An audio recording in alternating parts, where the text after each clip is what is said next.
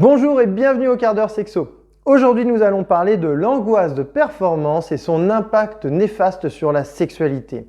Et oui, la performance est immiscée dans la sexualité et celle-ci nous éloigne du véritable objectif qui est le plaisir.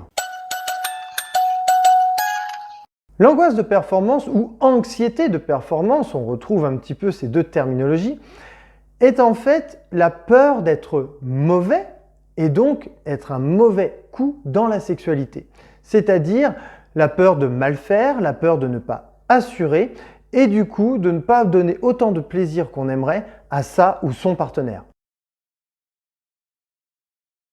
L'angoisse de performance, si on s'intéresse principalement à l'homme, est culturelle.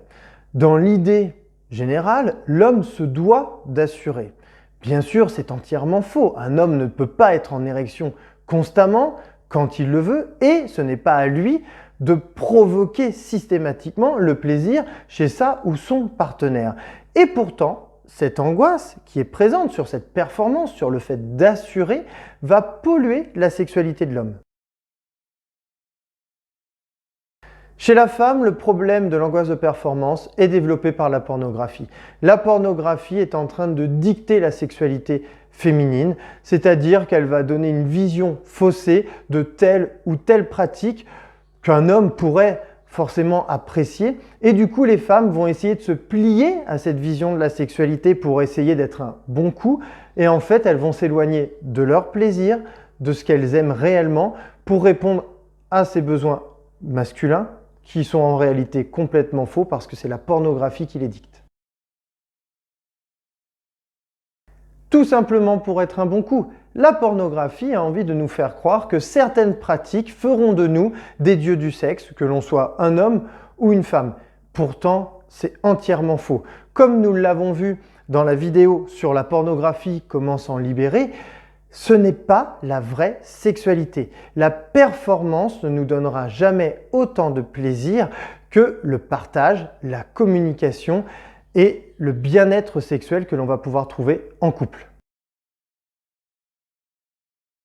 Il n'y a qu'un seul objectif au rapport sexuel, c'est le plaisir.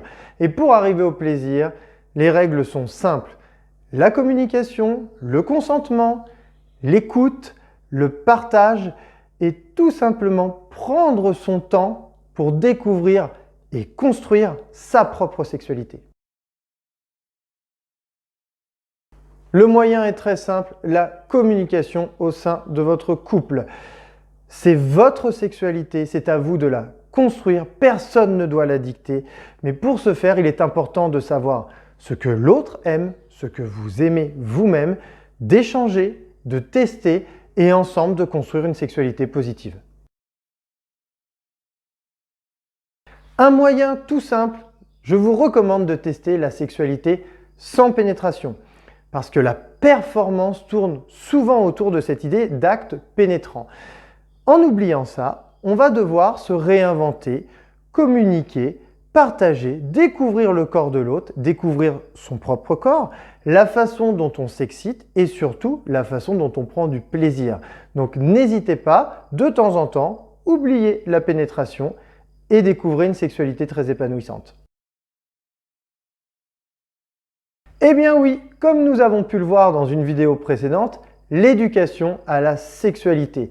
Il est important de développer une sexualité positive chez les plus jeunes, de les éloigner de la performance, mais plutôt d'inculquer des valeurs autour du respect, du consentement, du plaisir, de la découverte de son propre corps, du corps de l'autre, et de construire ensemble une sexualité épanouissante et positive.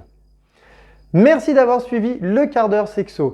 Pour toute question sur l'angoisse de performance et si vous avez d'autres sujets à me soumettre pour une prochaine vidéo, n'hésitez pas à m'envoyer un mail à mon adresse mail qui s'affiche ici.